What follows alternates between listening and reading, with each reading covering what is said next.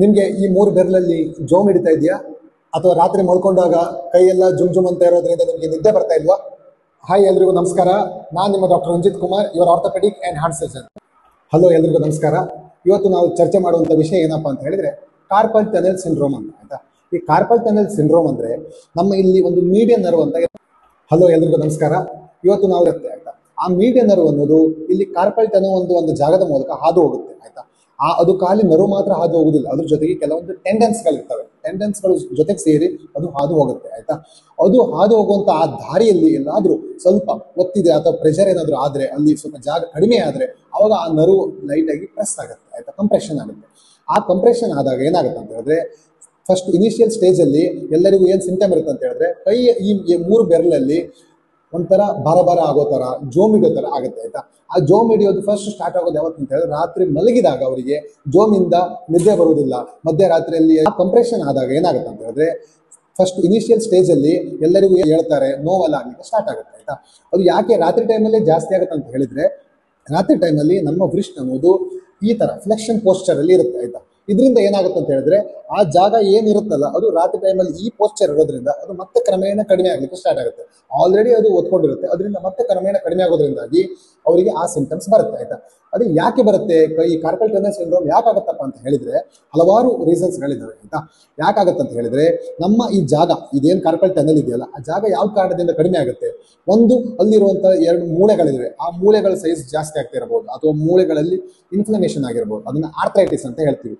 ಅಥವಾ ಆ ಮೂಳೆಗಳ ಓವರ್ ಗ್ರೋತ್ ಆಗಿರ್ಬೋದು, ಮುಂಚೆ ಎಲ್ಲಾದ್ರೂ ಅವರು ಬಿದ್ದಿದ್ರೆ, ಪೆಟ್ಟೆ ಆಗಿದ್ರೆ, ಅದಕ್ಕೆ ನಾವು ಪೋಸ್ಟ್ ಟ್ರಾಮ್ಯಾಟಿಕ್ ಅಂತ ಹೇಳ್ತೀವಿ, ಮುಂಚೆ ಹಳೆ ಪೆಟ್ಟೆ ಆಗಿರ್ಬೋದು. ಅಥವಾ ಅಲ್ಲಿ ಎಡಿಮಾ ಆಗಿರುವಂತ ಇನ್ನೊಂದು ರೀಸನ್ ಅಂದ್ರೆ, ಅಲ್ಲಿರುವಂತಹ ಆ ಟೆಂಡನ್ಗಳಲ್ಲಿ ಟೀನೋಸೈನೋವೈಟಿಸ್ ಆಗಿರ್ಬೋದು. ಆಯ್ತಾ, ಅಥವಾ ಆ ಟೆಂಡನ್ಗಳು ಡ್ಯಾಮೇಜ್ ಆಗಿರ್ಬೋದು, ಇಲ್ಲ ಅಲ್ಲಿ ಸರೌಂಡಿಂಗ್ ಅಲ್ಲಿ ಎಡಿಮಾ ಆಗಿರ್ಬೋದು, ಸಾಫ್ಟ್ ಟಿಶ್ಯೂ ಎಡಿಮಾ, ಅಲ್ಲಿ ನೀರು ತುಂಬಿಕೊಂಡಿರ್ಬೋದು. ಅದು ಯಾಕೆ ತುಂಬಿಕೊಳ್ತು ಅಂತ ಹೇಳಿದ್ರೆ, ಈಗ ಪ್ರೆಗ್ನೆನ್ಸಿ ಟೈಮಲ್ಲಿ ಎಲ್ಲಾ ಕಡೆ ಫ್ಲೂಯಿಡ್ ಡಿಸ್ಟ್ರಿಬ್ಯೂಷನ್ ಜಾಸ್ತಿ ಆಗುತ್ತೆ, ಅವಾಗ ಎಲ್ಲಾ ಕಡೆ ನೀರು ತುಂಬಿಕೊಳ್ಳುತ್ತೆ ಬಾಡಿಯಲ್ಲಿ.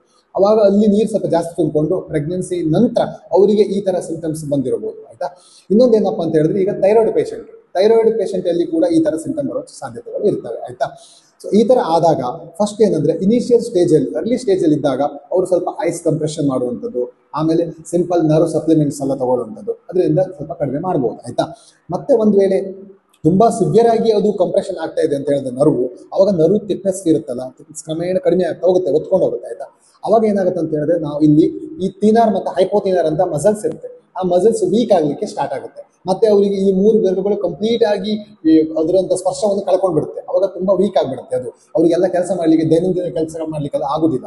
ಹಾಗೆಲ್ಲ ಇದ್ದಾಗ ಇದು ಆ ಸ್ಟೇಜಿಗೆ ಹೋಗೋಕ್ಕಿಂತ ಮುಂಚೆ ಅರ್ಲಿ ಸ್ಟೇಜ್ ಅಲ್ಲಿ ಬಂದಾಗ ನಾವು ಪ್ರಾಪರ್ ಆಗಿ ಮೆಡಿಸಿನ್ ಅನ್ನು ಕೊಟ್ಟು, ಅಥವಾ ಅಲ್ಲಿ ಒಂದು ಇಂಜೆಕ್ಷನ್ ಕೊಡ್ಲಿಕ್ಕೆ ಬರುತ್ತೆ, ಇಂಜೆಕ್ಷನ್ ಇಂದ ಅದನ್ನ ರಿಲೀಫ್ ಮಾಡ್ಬೋದು. ಇಲ್ಲ ಅವರು ಲೇಟ್ ಸ್ಟೇಜ್ ಅಲ್ಲಿ ಬಂದ್ರೆ ನಾವು ಅಲ್ಲಿಗೆ ಒಂದು ಸ್ಮಾಲ್ ಸರ್ಜರಿ ಇರುತ್ತೆ. ಆಯ್ತಾ, ಕಾರ್ಪಲ್ ಟನಲ್ ರಿಲೀಸ್ ಸರ್ಜರಿ ಅಂತ ಹೇಳ್ತೀವಿ.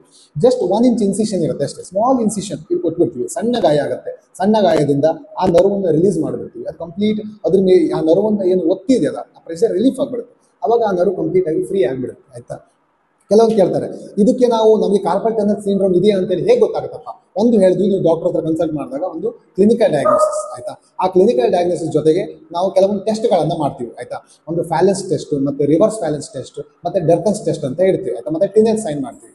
ಸೊ ಇದೆಲ್ಲ ಟೆಸ್ಟ್ ಮಾಡಿದಾಗ ನಮಗೆ ಅದು ಕ್ಲಿಯರ್ ಆಗಿ ಗೊತ್ತಾಗುತ್ತೆ. ಮತ್ತೆ ಮಾಡ್ಬೇಕು ಅಂತ ಹೇಳಿದ್ರೆ ಏನ್ ಮಾಡ್ಬೇಕಂತ ಹೇಳಿದ್ರೆ, ಒಂದು ಅಲ್ಟ್ರಾಸೌಂಡ್ ಎಕ್ಸಾಮಿನೇಷನ್ ಮಾಡ್ಬೋದು, ಇಲ್ಲ ಅಂತ ಹೇಳಿದ್ರೆ ನರ್ವ್ ಕಂಡಕ್ಷನ್ ಸ್ಟಡಿ ಮಾಡ್ಬೋದು, ಇನ್ನೊಂದು MRI will give the confirmative diagnosis. ಅದೆಲ್ಲ ಮಾಡ್ಕೊಂಡು ನಮಗೆ ಕನ್ಫರ್ಮ್ ಆದ್ಮೇಲೆ ತುಂಬಾ ಕಂಪ್ರೆಷನ್ ಜಾಸ್ತಿ ಇದೆ, ಅದರಿಂದ ಮಸಲ್ ವೀಕ್ನೆಸ್ ಆಗಿದೆ, ಮತ್ತೆ ಈ ಫಿಂಗರ್ ಅಲ್ಲಿ ತುಂಬಾ ಪವರ್ ಎಲ್ಲ ಲಾಸ್ ಆಗಿದೆ ಅಂತ ಗೊತ್ತಾದ್ಮೇಲೆ ನಾವು ಅದು ಕಾರ್ಪಲ್ ಟನಲ್ ಸರ್ಜರಿ ಮಾಡಿ ರಿಲೀಸ್ ಮಾಡಿ ಆ ಮೀಡಿಯನ್ ನರ್ವನ್ನ ಫ್ರೀ ಮಾಡ್ಬೋದು. ಇದರಿಂದ ನಿಮಗೆ ಕಂಪ್ಲೀಟ್ ಆಗಿ ರಿಲೀಫ್ ಆಗುತ್ತೆ. ವಿದಿನ್ 1 to 2 ಮಂತ್ ಈ ಮಸಲ್ಸ್ ಎಲ್ಲ ಏನ್ ವೀಕ್ ಆಗಿದೆ ಎಲ್ಲ ರಿಕವರಿ ಆಗುತ್ತೆ, ನೀವು ಕಂಪ್ಲೀಟ್ ಆಗಿ ನಾರ್ಮಲ್ ಆಗ್ತೀರಾ. ಇದಿಷ್ಟು ನಮ್ಮ ಕಾರ್ಪಲ್ ಟನಲ್ ಸಿಂಡ್ರೋಮ್ ಬಗ್ಗೆ. Thank you so much. ಗೊತ್ತಾದ್ಮೇಲೆ ನಾವು ಅದು ಕಾರ್ಪಲ್ ಟನಲ್ ಸರ್ಜರಿ ಮಾಡಿ ರಿಲೀಸ್ ಮಾಡಿ ಆ ಮೀಡಿಯನ್ ನರ್ವನ್ನ ಫ್ರೀ